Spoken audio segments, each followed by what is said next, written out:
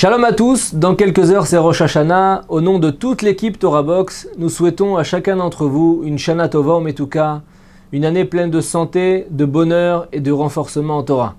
Nous allons parler aujourd'hui de 8 points à savoir avant Rosh Hashanah. Ce sont des lois, des coutumes ou même des ségoulottes. Premier point, l'excellente coutume de jeûner la veille de Rosh Hashanah jusqu'au Kiddush, le soir de la fête.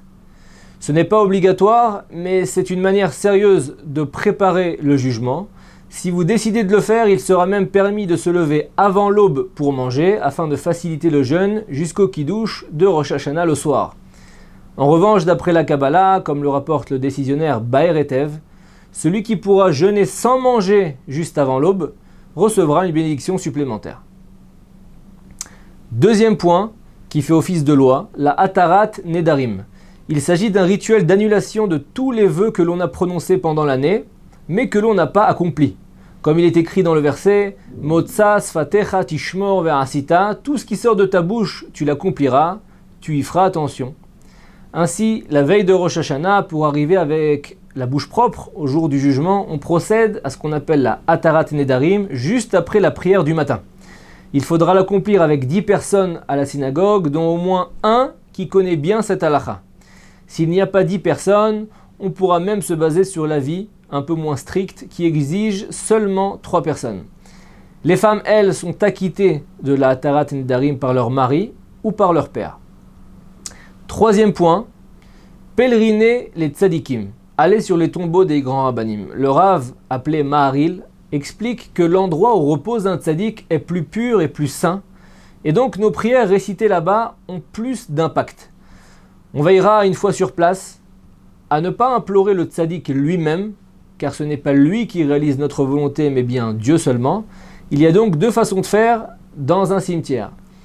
Soit on prie directement le tzaddik pour qu'il implore Dieu d'agréer toutes nos requêtes, soit on prie Dieu que par le mérite du tzaddik qui se trouve près de nous, alors il agrée nos prières.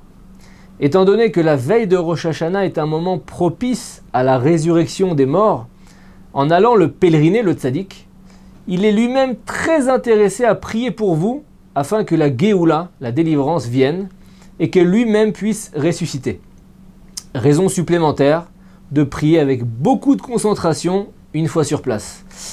En France, je ne sais pas combien de tzadikim sont enterrés, mais j'ai entendu qu'il y aurait au cimetière du Père Lachaise à Paris le grand rabbin David Sinzheim, qui était le premier grand rabbin de France, un grand tzadik. Vous pourrez donc aller le pèleriner.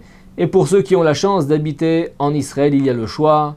On pourra aller à Jérusalem, sur la tombe du Rav Ovadia Yosef à Sanedria, ou encore à Givat Shaul, pèleriner le Rav Mordechai Eliyahu, le Chida ou d'autres géants dispersés dans tout le pays. Quatrième point, une excellente coutume très conseillée. Pour prier en sainteté et en pureté, on ira s'immerger dans un mikvé.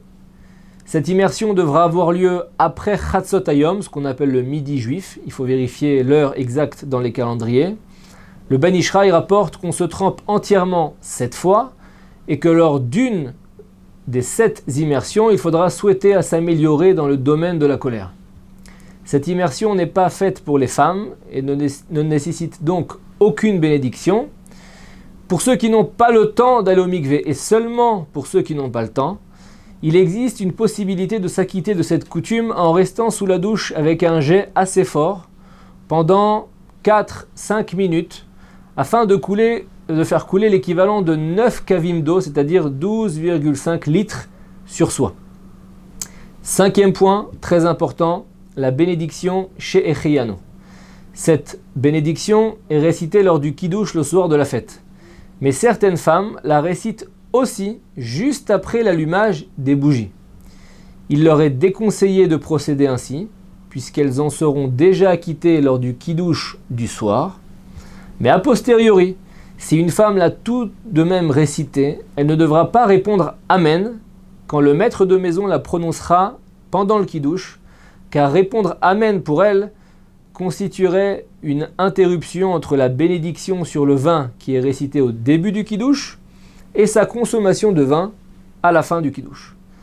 Si elle a tout de même répondu Amen, elle ne boira pas le vin du Kiddush, selon ce que nous enseigne le Rav Ovadia Yosef. 6e point, Une coutume importante la veille de Rosh Hashanah, revêtir de beaux habits propres, repassés et se couper les ongles. En effet, bien que nous passions en jugement à Rosh Hashanah, le peuple d'Israël est à part. Pourquoi il est à part? Parce que l'habitude d'un homme standard, c'est lorsqu'il passe devant le tribunal, il essaye de ne pas paraître trop propre sur lui, trop sûr de lui. Pourquoi? Afin d'éveiller la miséricorde du juge. Mais le peuple d'Israël, lui, arrive confiant qu'Hachem lui réserve un jugement favorable. On se présentera donc propre et bien habillé pour stimuler cette idée. Néanmoins, tout de même, on évitera de mettre des habits clinquants, éclatants, on laissera la Rolex de côté, car il est écrit de l'autre côté dans les Teilim, Samar mi pardecha besari ou mi mishpatecha yareti, c'est-à-dire ma chair frissonne de la terreur que tu inspires. Si déjà le roi David craint Dieu, vu sa grandeur, a fortiori devons-nous trembler nous-mêmes un petit peu. Finissons par deux belles ségoulottes. C'est donc le 7e point que j'évoque.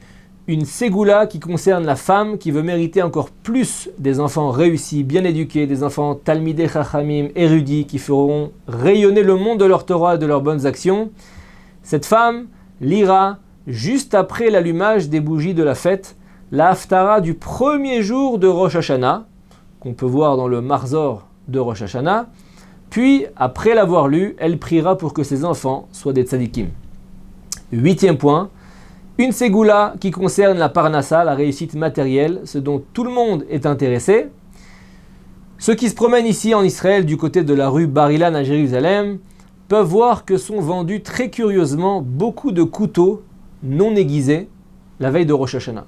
En effet, le livre Ségoulot Israël rapporte qu'il faut acheter la veille de Rosh Hashanah un couteau non aiguisé et de l'aiguiser avec un autre couteau qui est lui-même déjà aiguisé.